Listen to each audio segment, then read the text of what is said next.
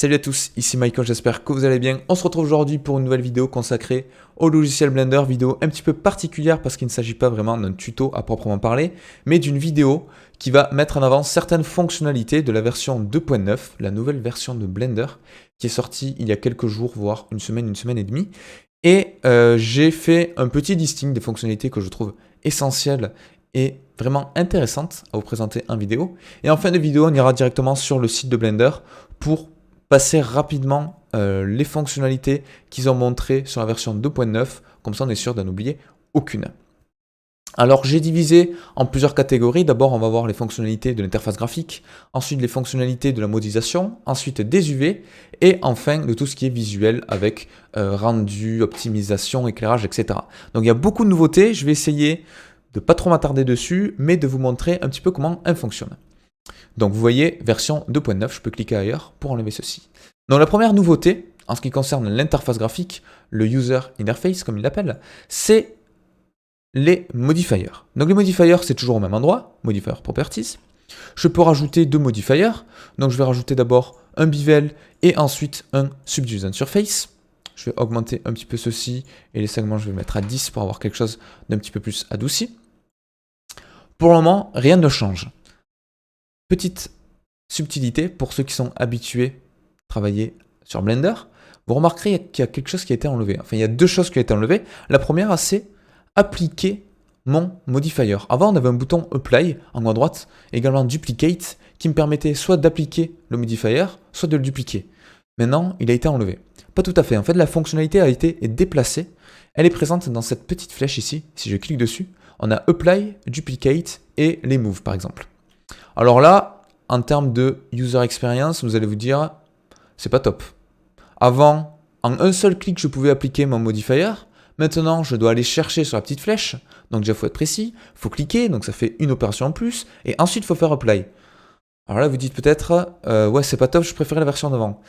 Pas tout à fait, parce que maintenant, ils ont rajouté des raccourcis clavier qui permettent automatiquement de faire des applications de modifier ou des duplications. Si vous cliquez sur la petite flèche, ils sont stipulés en face. Donc CTRL A pour apply, Shift D pour duplicate. Alors ces raccourcis clavier, ils sont pas anodins. Ils n'ont pas été choisis comme ça au hasard. Je rappelle que si je vais sur la vue 3D, si je fais CTRL A, ça m'ouvre également une fenêtre apply qui me permet d'appliquer des modifications à mon objet. Si je fais Shift D, ça permet de dupliquer mon objet. Donc ils n'ont pas été choisis comme ça ces raccourcis clavier. Ils ont gardé une cohérence entre les raccourcis clavier de la vue 3D et les raccourcis clavier de mon modifier. Donc je peux faire par exemple CTRL A pour l'appliquer. Là si je passe en mode édition, j'ai bien mon bevel qui est appliqué. Et je peux faire également Shift D pour le dupliquer. Donc voilà, donc ça c'est très pratique. Maintenant, autre chose qui a été changée, c'est les petites flèches qu'il y avait sur le côté pour gérer la hiérarchie. Donc déjà maintenant, si on a peut-être 50 modifiers, on ne va pas s'embêter, on peut faire un Move to Last ou Move to First, et ça va automatiquement me l'amener au début de la pile ou à la fin. Et sinon, quelque chose qui est beaucoup plus intuitif que de cliquer sur une flèche 10 fois pour remonter ou pour descendre vos modifiers, on a des sortes de poignées qui vous permettent de déplacer, par exemple, le Subdivision au-dessus. Et vous voyez, donc je rappelle qu'il y a vraiment une hiérarchie qui est importante et qui vont s'appliquer de manière structurelle. Donc ça c'est très bien. Ensuite, une autre modification sur l'interface graphique, ils ont enlevé beaucoup de catégories. Donc ça on le voit beaucoup sur le modifier Ocean, j'ai remarqué. Avant, c'était sur deux colonnes, donc il y avait des catégories à gauche, des catégories à droite, il y avait des choses qui n'étaient pas en face des unes des autres. Donc maintenant, à chaque fois qu'il y a un champ, la valeur textuelle du champ est présente en face. Donc il n'y a plus vraiment de choses à confondre. Ils ont rajouté des sous-catégories, par exemple Wave, là qui était présent en brut dans un seul carré avant. Maintenant c'est beaucoup plus explicite, c'est divisé. Je vais reprendre l'exemple qu'ils avaient montré sur leur site. Si je vais ici dans Normal pour activer l'Autosmooth. Avant, par exemple, on avait marqué Autosmooth à gauche, puis à droite, on avait le champ qui était décalé vers le bas, comme si ça créait des sous-catégories. C'était pas intuitif. On ne savait pas vraiment à quel champ correspondait quelle valeur. Donc maintenant, ils ont raligné tout ça, c'est très bien. Ils ont également changé avec F3 l'affichage de LED. Donc petite refonte graphique avec des petits logos sympas, des raccourcis clavier qui étaient, il me semble, pas stipulés avant. Vous pouvez toujours marquer par exemple cube et ça va vous mettre toutes les choses assignées au cube. Vous pouvez toujours faire un clic droit lire le online manual si vous le souhaitez. Vous pouvez même assigner vos propres shortcuts. Donc ça, je vous avoue, je ne sais pas si c'était présent avant, mais en tout cas, ils ont fait une refonte graphique à ce niveau-là. Ils ont optimisé la manière de rechercher. Donc maintenant, même en tapant le début du mot, il y a l'autocomplétion qui est un petit peu plus fonctionnelle, alors qu'avant, c'était un petit peu buggé de ce qui a été dit sur le site. Chose qui a disparu aussi par défaut.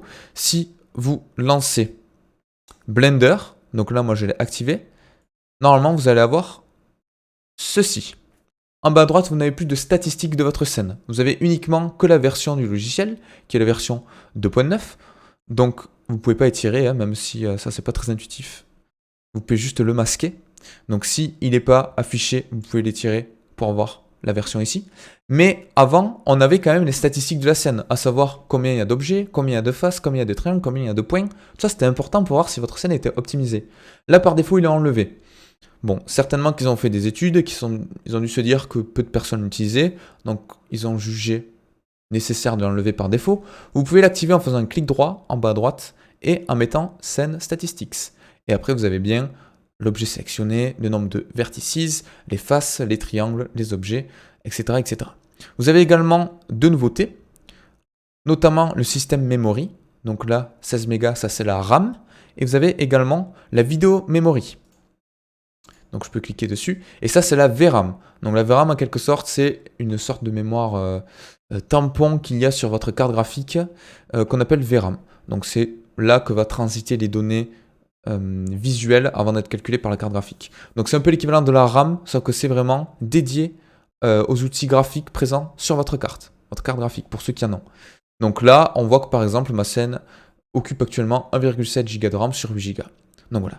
Donc ça permet d'optimiser vos scènes, pourquoi pas, c'est pas mal. Donc c'est à peu près tout pour les changements en ce qui concerne l'interface graphique.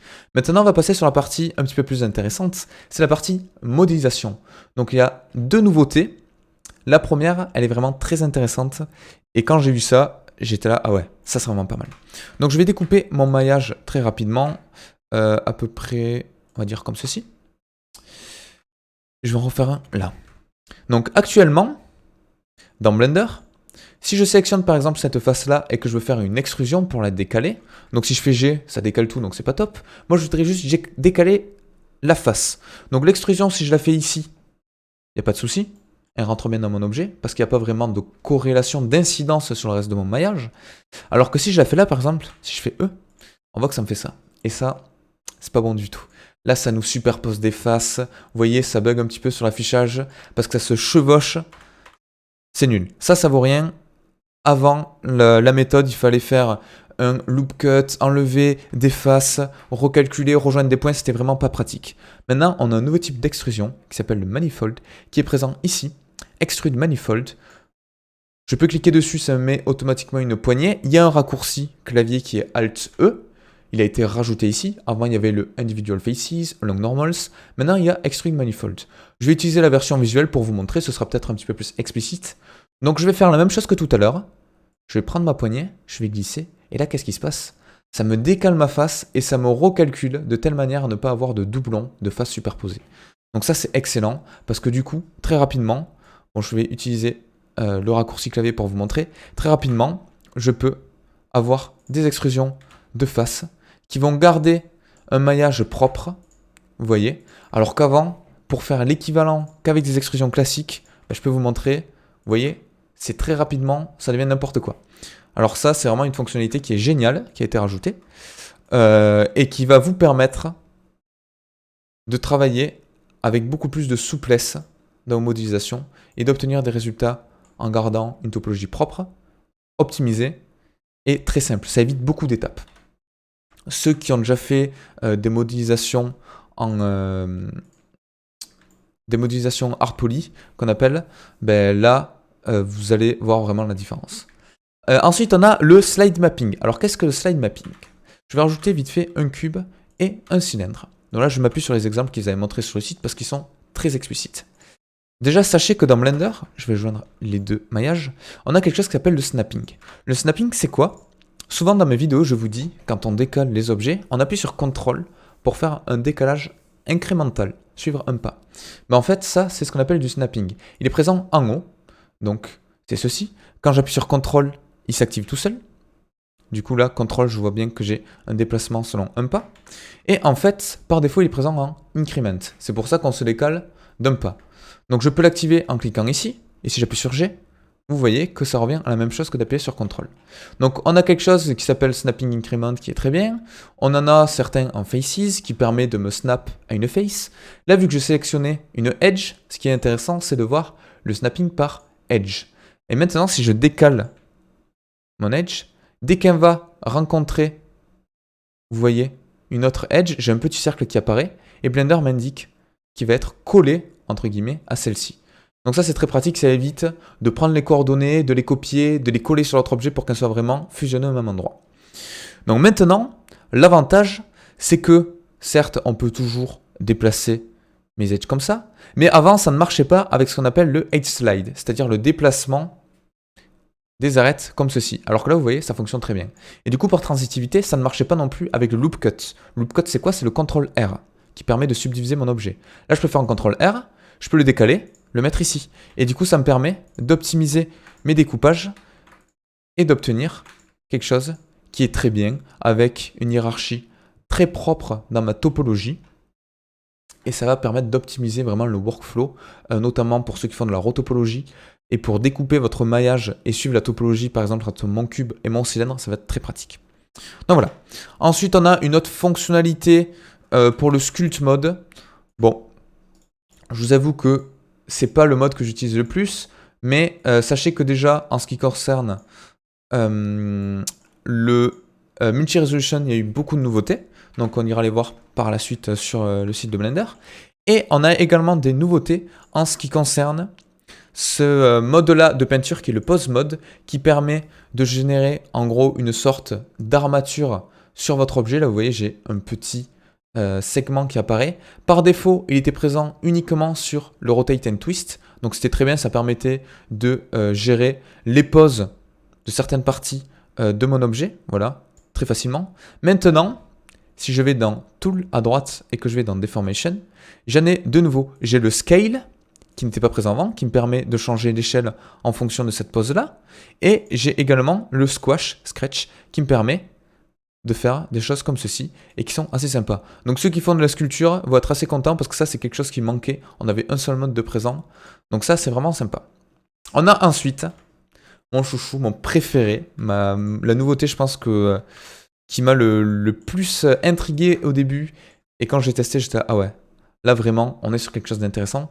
C'est les choses automatiques. Alors ils appellent ça comment? L'ajustement UV automatique.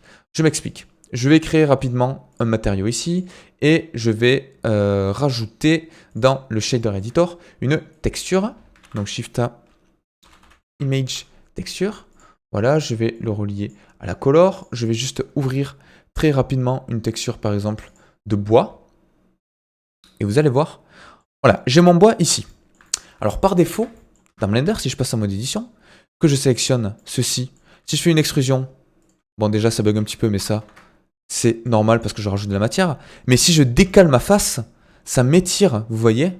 Alors je suis toujours en snapping, hop là j'enlève. Ça m'étire ma texture. Alors ça c'est vraiment pas top. C'est pas top pourquoi? Ben parce qu'à chaque fois ça veut dire que je commence en modélisation, si je fais les UV et que je veux remodifier mon objet, ça bug. Parce que ça me réétire en fait mes UV. Alors ça, c'est pas génial. Maintenant, on a quelque chose, si je vais dans Option et que je clique sur Correct Face Attribute, ça va changer les UV. Blender, il a des UV, et là, si je les décale, il va pas les remodifier. Donc en fait, il va étirer mon objet. Maintenant, si je vais dans Correct Face Attribute, déjà, regardez ce qui se passe dans la vue 3D. Vous voyez? Ça va faire une sorte d'extrusion de mes UV. Et là, si je clique, on a vraiment quelque chose, quand je décale, qui me permet d'avoir quelque chose qui est correct. Alors je vais activer, hop là, en temps réel. Et vous voyez que du coup, ça m'étire ces parties-là qui correspondent à l'UV, de telle manière à ne plus me déformer mes UV. Alors que si je fais ça, et que je décale, ben là, lui, il les touche pas en temps réel. Donc ça, c'est pas top. Bon, par contre, bien évidemment, les extrudes fonctionnent également, alors qu'avant, c'était pas le cas. Donc c'est une sorte de fonctionnalité transitive, hein, parce que ça marche pareil, vu qu'on peut étirer les UV, mais il en va de soi que si je fais une extrusion, on a également la chose qui se réadapte. Un petit peu de mal à parler aujourd'hui. Ensuite, le rendu. Alors là, on a pas mal de fonctionnalités également qui se rajoutent, qui viennent se greffer à Blender. Quelque chose qui est très intéressant, qui va en intéresser certains, c'est un nouveau Sky Texture. Alors, le nouveau Sky Texture, on va passer en Cycle, parce que c'est là qu'on peut vraiment le voir. Je vais passer dans la vue Rendered, donc par défaut, pas de Sky Texture. Et si je vais ici dans le World Properties, souvent, nous, on rajoute des environnements de texture, des images HDRI. Là, on va rajouter un Sky Texture. Alors déjà, nouvelle chose présente dans cette version 2.9, on a des petits nœuds comme ça, avec des couleurs, qui étaient présents avant que dans les notes editor. Donc maintenant, c'est beaucoup plus explicite. Avant, pour rajouter une image, il fallait cliquer à droite. Maintenant, c'est à gauche. Bon, c'est juste ça qui a changé. Pourquoi? Parce que du coup, on clique sur la pastille de couleur qui nous indique le type de fonctionnalité. Pour cliquer, par exemple, sur environnement de texture, c'est ce qu'on rajoutait en principe. Nous, on va cliquer sur Sky Texture. Et là, on a quelque chose qui s'appelle le Sky Texture Nishita et qui est vraiment exceptionnel.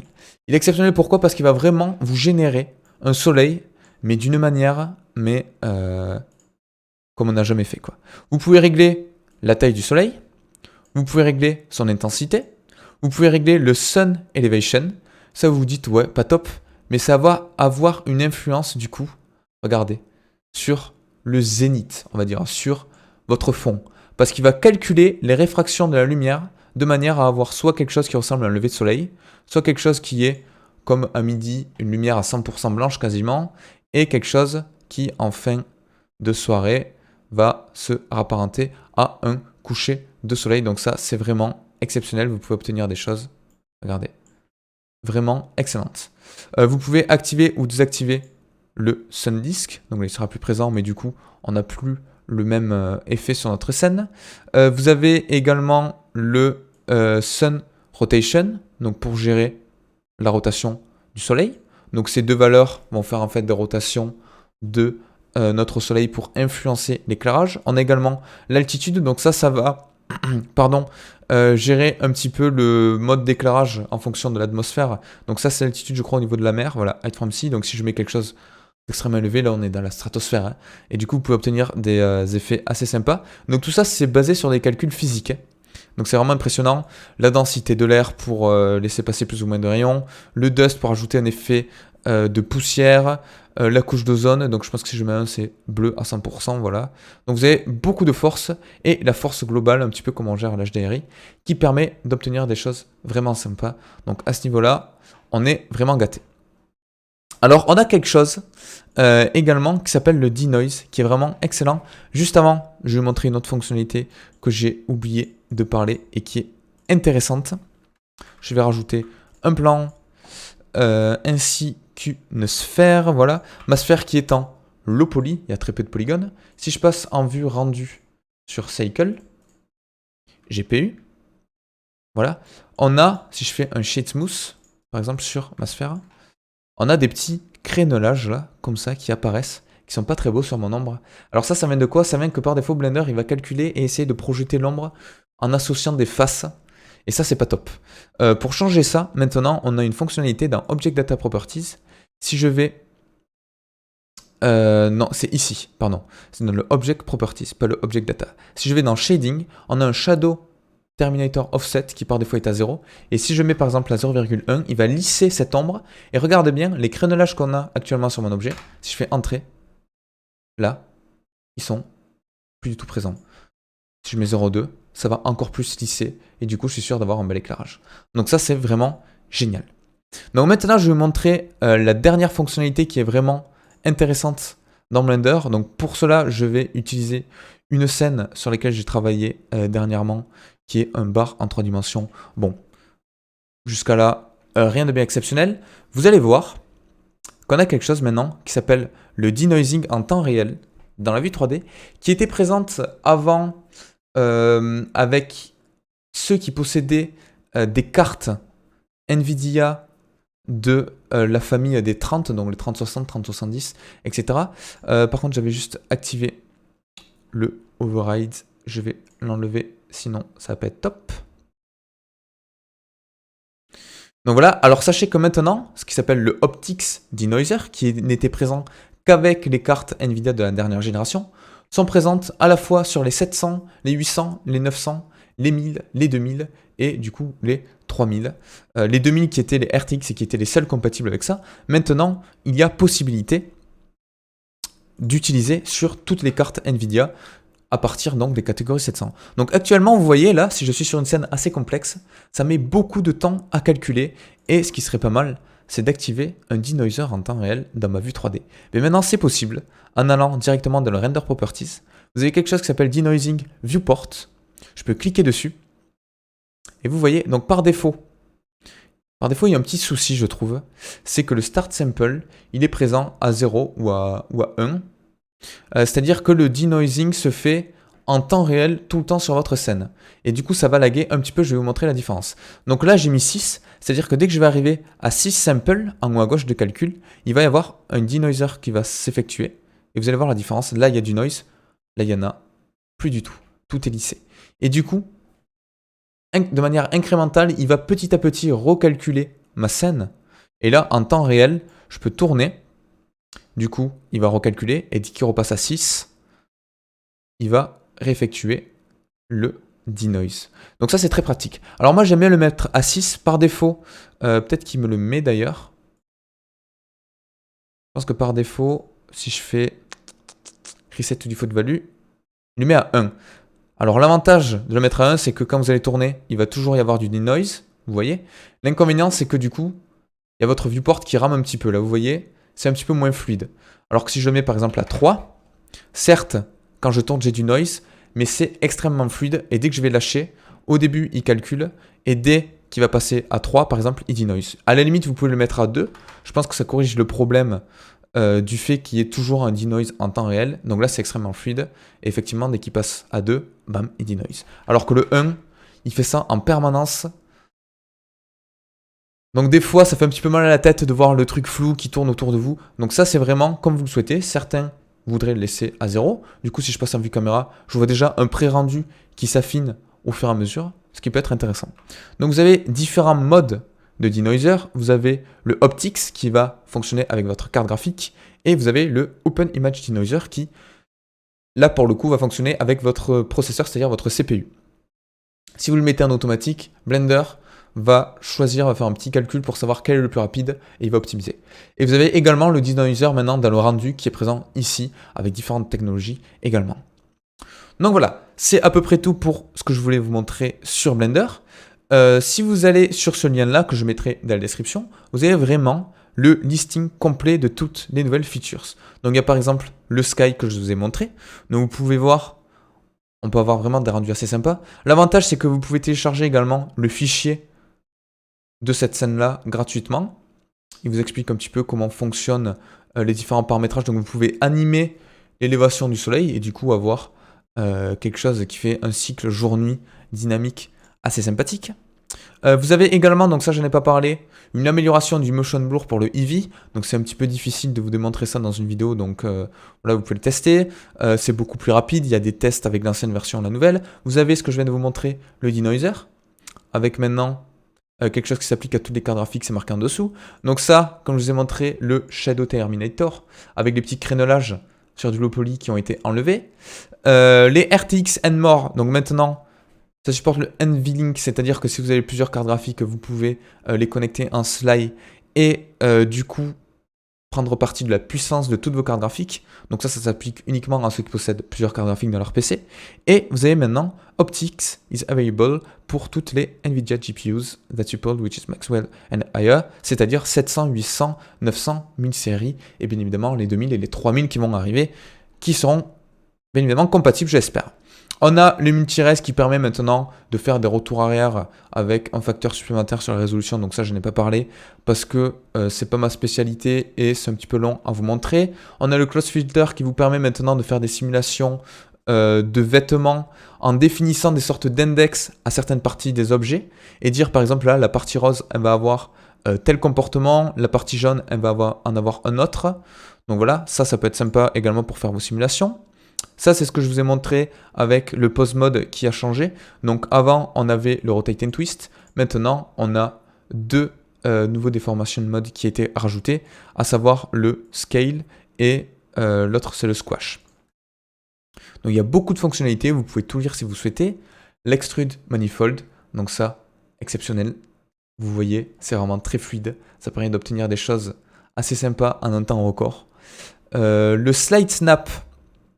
Voilà, donc toutes les snapping options are now available when using the edge and vertex slide. Donc maintenant, toutes les options de fusion, on va dire, de snap, le fait de coller à la partie proche est maintenant disponible quand on utilise les edges et les déplacements de vertex. Donc ça, c'est très bien. Amélioration du bevel.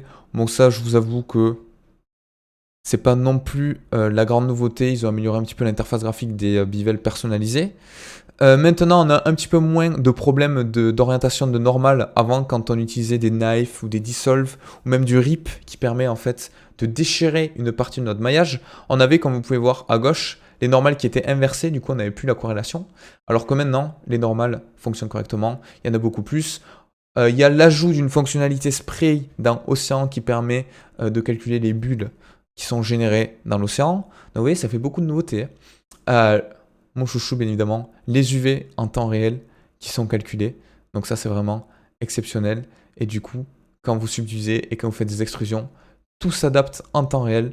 Ça, c'est vraiment génial parce que ça veut dire qu'une fois que vous avez un UV qui est correct sur votre objet de base, vous pouvez modéliser en faisant des extrusions sans vous tracasser en vous disant « Ah ouais, là, je vais devoir mettre une arête que je vais déplier et tout, je vais devoir refaire mes UV. » Donc voilà.